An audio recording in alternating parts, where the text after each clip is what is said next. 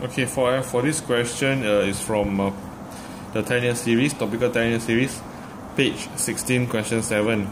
Alright, I'll go straight to the point. This is a coordinates geometry question, and please read through the information on your own provided to you, because every sentence is actually very important.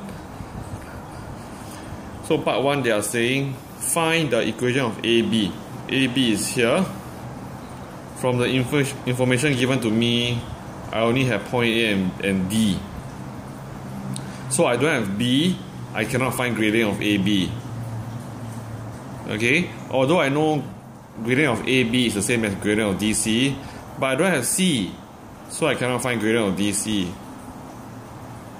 However, I have both points, which means I can find gradient of AD. So I'll do that. Part 1,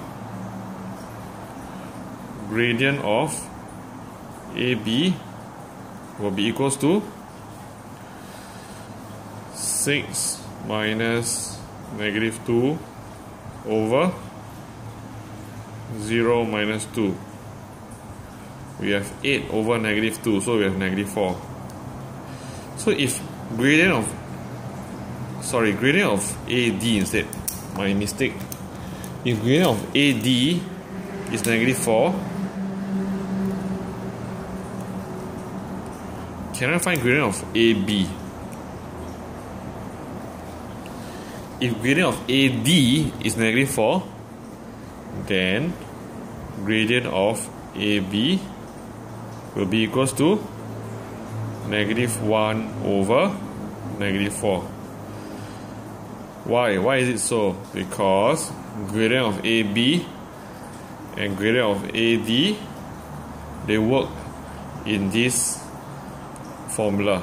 M1 times M2 gives me -1. The reason behind it is because they are perpendicular to each other. So my answer for gradient of AB is 1/4. So I have a point. I have a point A. I have gradient. I can find equation of line AB. Okay, I'll leave this to you. Go and find equation of line AB on your own.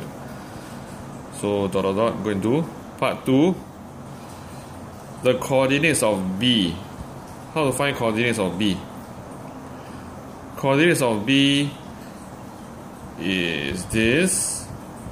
But look through the question. Do I have enough information to find the coordinates of B? They give me one very useful information. What information is that? Good. If you notice that they give me the information y equals to x, that is very important. Why is it important?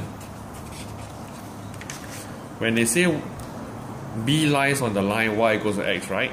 Y equals to x is a line that is diagonally passing through the origin. When I say y is equals to x, every single point on the line y equals to x will share the same x and y coordinates. Am I right to say that? So B, I can write these two as the same alphabet. Choose your favorite alphabet. Maybe let's use P in this case. P. Alright, because B lies on the line y equals to x, that means y equals to x. Y equals to x. Both value is the same. Both value must be the same. Alright, so since coordinates of B is P, P, I can sub it into the equation found in part 1. Part 1, the answer is y equals to 1/4 plus 6. Actually, it's quite simple because the gradient of AB is 1/4. The vertical intercept is 6. So it's simply 1/4 x plus 6. Y equals to mx plus c, the vertical intercept. Alright, so I will sub PP into y equals to 1/4 x plus 6. So P equals to 1/4 P plus 6. 1/4 P bring over. P minus 1/4 P, left over is 3/4 P equals to 6. P equals to 8. Alright, so P equals to 8, therefore B will be 8, 8. Straightforward, huh? Okay, let's look at the third part. Right, third part is asking, they are saying that given the length of DC is twice the length of AB, DC twice of AB. What do you understand about this? Twice the length. So are we going to use the length formula? If you are using the length formula, you will realize that, oh, it will be a bit tougher. Right? For 2 marks, I don't think that's the way we are going to do. Alright, so think of a better way. Think of a better way. And every time you get a new information, I expect you to update the diagram. So now you know P is 8. Update the diagram. 8, 8. Alright. So how to do this question then?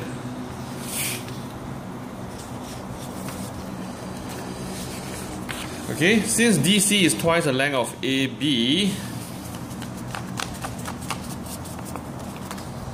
DC is twice the length of AB. And one more thing I noticed is gradient of AB, gradient of DC is the same. Alright, so we can actually think of similar triangles. We can think of similar triangles. I can draw triangles over here. Why would I think of similar triangles? First thing first, the gradient is the same. Secondly, we are given the information that DC is twice the length of AB, right? Okay? So I've seen the solution given in the TYS. Okay, they use similar triangle. But there's a better way if you observe.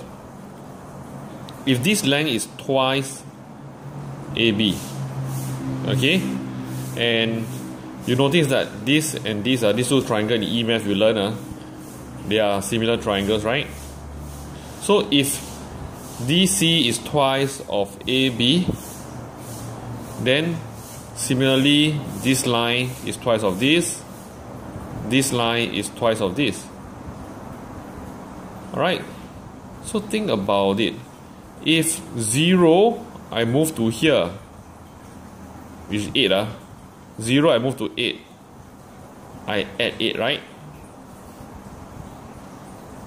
How many should I add here?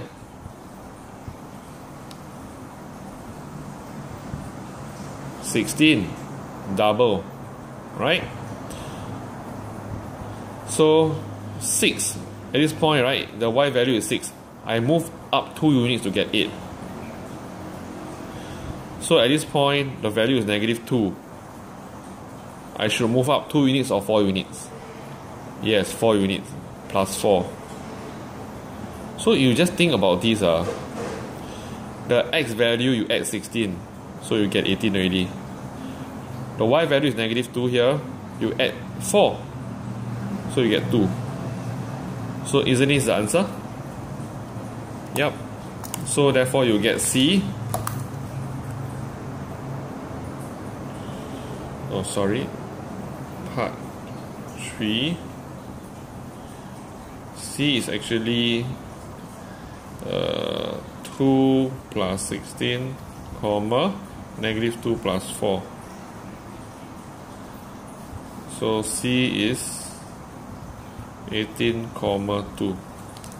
Alright, this method, short and sweet. Okay, but for part 4, I don't think I need to go through with you. Alright, just use the area formula. I don't think this is the difficult part. Okay, if we can recall the formula, just make sure that the first point and the last point is the same. Let's say I start from, I will choose 0.6 because I will choose 0.6 to start. Reason being, I like the number 0. It will cancel out. When you multiply 0 later, it's easier to work with. Alright, so can you continue on your own? Should we go clockwise or anti-clockwise?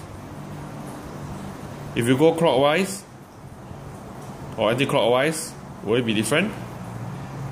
It will be different in sign. One of them will be negative. Alright, so always go anti-clockwise. Okay, so you get a definite answer which is positive. 0.6. Then we have 2, -2. Then 18.2. Then 8.8. And back to 0.6. Okay, so remember, go and apply the formula and you'll get the answer. The answer is 102. Okay, please go and work out. Okay, 102 units square.